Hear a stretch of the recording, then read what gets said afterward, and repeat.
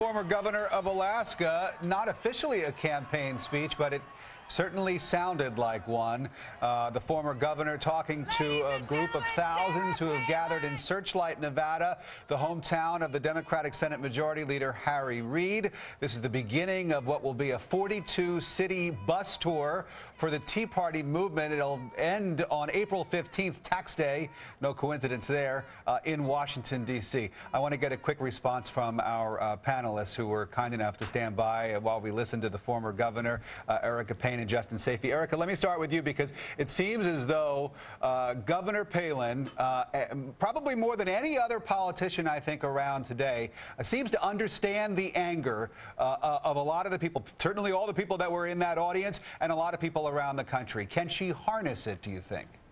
I think she probably can harness it. The question is whether she's going to harness it for good or harness it for bad.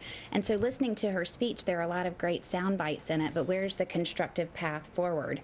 What I like about this speech, though, is that it happened in Searchlight, Nevada, which is, as you said, Harry Reid's hometown, and it helps to shine a light on who he is. And for those who don't know Harry Reid, about 20% of people in Nevada turn over every year, so they don't know who he is, and a lot of the rest of America doesn't pay a lot of attention to some of the specifics of this, but Harry Reid grew up in that town of about 1,000. He was absolutely dirt poor.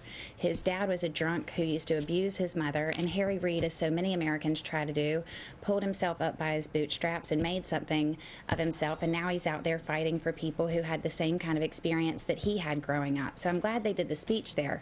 The question is, though, when Sarah Palin calls for a corporate tax cut and doesn't call for a personal tax cut, and the budget that the president just put out had a tax cut for 95% of individuals, that's a pretty stark difference between the two. Let me go to Justin for a final comment. After listening to Governor Palin's speech, what do you take away from it?